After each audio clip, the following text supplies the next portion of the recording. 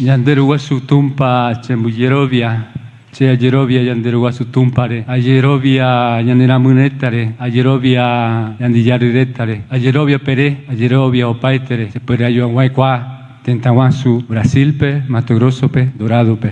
Siento una inmensa alegría de poder estar entre ustedes y esta alegría me ha concedido Yanderuguasu Tumpa, el creador que me da la posibilidad de estar frente a ustedes junto a la familia guaraní de Sudamérica. Siento una alegría profunda de poder estar en este momento dialogando, que es lo que mucha falta nos hace, dialogar entre nosotros, entre familias guaraní y no guaraní, dialogar con lo diferente para comprendernos, para entendernos, para valorarnos, para respetarnos y para juntos defender esta casa grande, esta casa común, ¿no? Creo que ese es el desafío de todos, no solamente de los pueblos indígenas, es el desafío de cuidar esta casa para la futura generación, que tengan también la posibilidad de vivir en este planeta, en esta casa maravillosa, con aire puro, con árboles, con flores, con agua limpia, con río, con peces, con todos los animales que conocemos. Creo que ese es el desafío como pueblo indígena, como sociedad, como personas, como seres humanos, como seres maravillosos, porque vivimos en territorios maravillosos, ¿no? Vivimos en territorios maravillosos que muchas veces no lo vemos por muchas distracciones. Quiero también agradecer profundamente y un poco resaltar la valentía quienes pudieron organizar este evento tan importante para nosotros como guaraní y también tan importante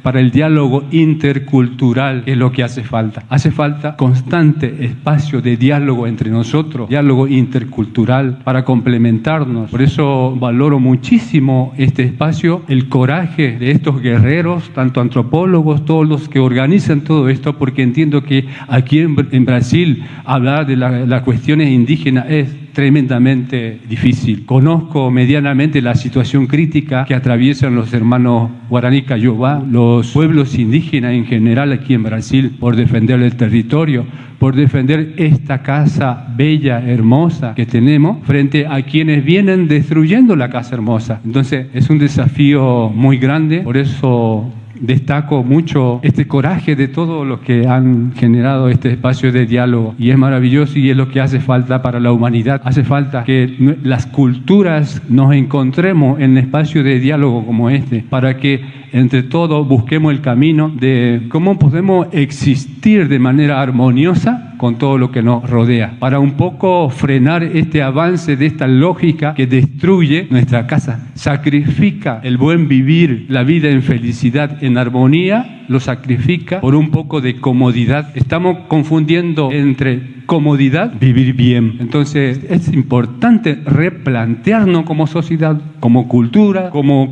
humanidad, hacia dónde vamos con la práctica de existencia que se ha globalizado. Y hoy tenemos como consecuencia el cambio climático, y nosotros como culturas originarias no somos responsables de eso. Más bien estamos buscando que eso, la sociedad envolvente, tomen un poco de conciencia de que estamos intentando cuidar la casa común para todos, no solamente para los pueblos indígenas, sino para la nueva generación, que el planeta viva miles y miles de años más, que no se acabe dentro de 50 años, 100 años, porque así, con esta lógica que vamos, hacia allá vamos. Y bueno, no me quiero extender porque hay muchas cosas por conversar sobre estas cuestiones. Quería agradecer profundamente esta invitación. Para mí es una alegría venir a poder dialogar con los hermanos guaraní de diferentes lugares. Yo donde voy me siento como en casa, porque nosotros los guaraní por ahí no entendemos sobre límites,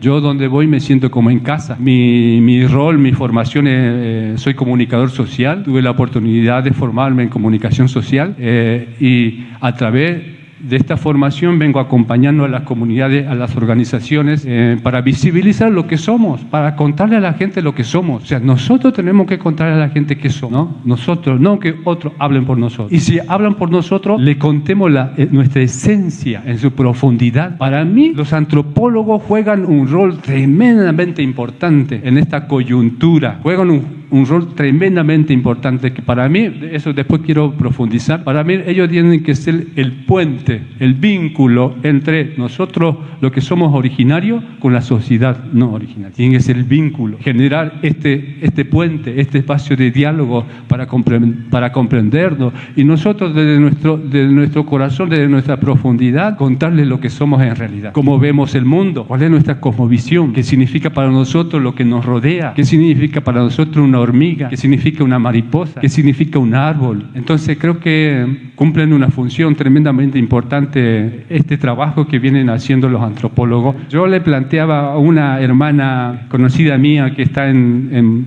Buenos Aires, Sonia Serra, ella es antropóloga, la conocí en su trabajo que estaba realizando en Jujuy. Tuve la oportunidad de charlar profundamente con ella y siempre yo le planteaba de que si bien está haciendo un trabajo importante, pero que no se quede solamente en un libro más. ¿Cuántos libros hemos ya producido de los pueblos indígenas? Pero después, ¿qué? Entonces yo le planteaba que tu libro genere pensar, genere esa reflexión de cómo estamos como sociedad humana. Estamos por un camino hacia la autodestrucción, pero que nosotros desde nuestra perspectiva como pueblos y naciones indígenas, guaraní y de otros pueblos, tenemos un sentir, una forma de existir en el mundo totalmente diferente que tal vez pueda ser una alternativa para la sociedad, para la humanidad, para que amemos lo que nos rodea. Entonces hay que trabajar fuertemente en ese sentido. Creo que el desafío es para todos. Y bueno, yo le agradezco muchísimo. Después quiero compartir un videíto para un poco entender cuál es nuestra espiritualidad. Tuve la posibilidad de encontrar videitos donde nos relata nuestros orígenes, la creación para nosotros, cómo es. Nosotros tenemos nuestro génesis, ¿no? Como cultura, como cualquier otra cultura. No sé si se puede hacer ahora. Ok. Bueno, para que no sea todo charla, podemos mirar entonces el video 1, como le había indicado al compañero, para entender un poco, al menos desde nuestra perspectiva, del lugar donde yo vivo, cómo es nuestro origen, ¿no?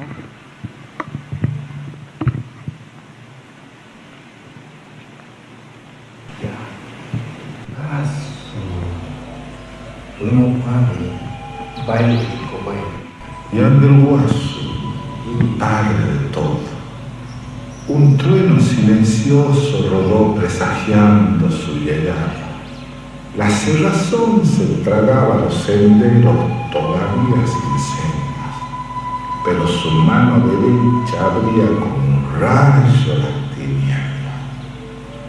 Desde mucho antes de que él se apareciera, aún en la sombra de los murciélagos eternos, Yandelhuasu ya enviaba señales, avisando que él estaba ahí.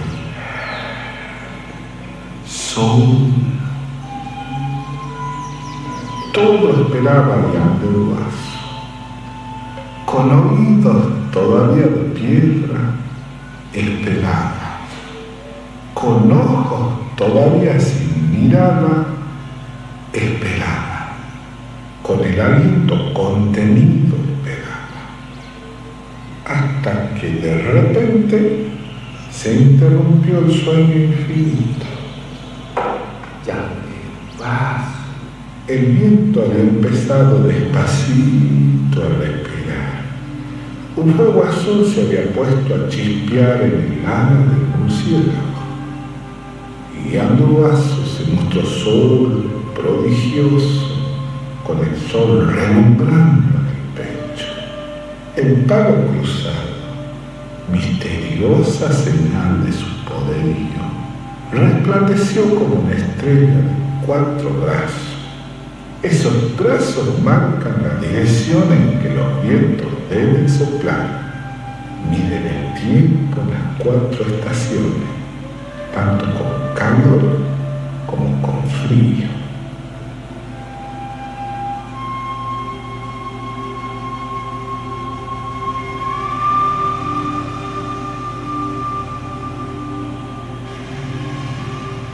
Yandelhuasu pegó un chiflido a los pájaros y a los animales terrestres.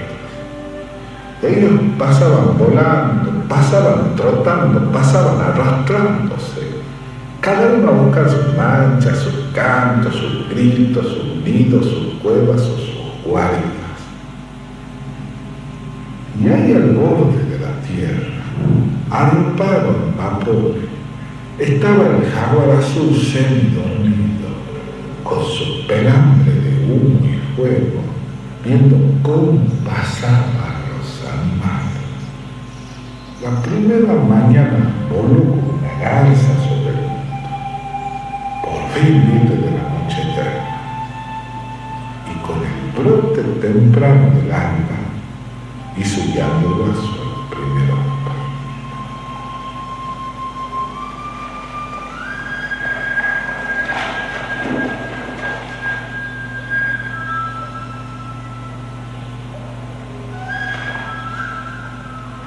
Cuando se haga de noche vas a ir a buscar a la mujer. La vas a encontrar en la tinaja que pastoreaba el claro de la luna. La mirarás a los ojos, esos ojos que todavía se sueñan en el agua oscura.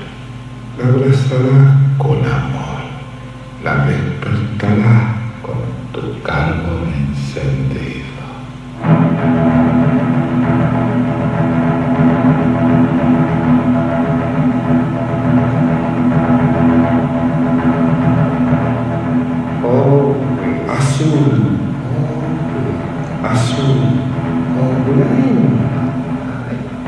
Azul es el color del infinito.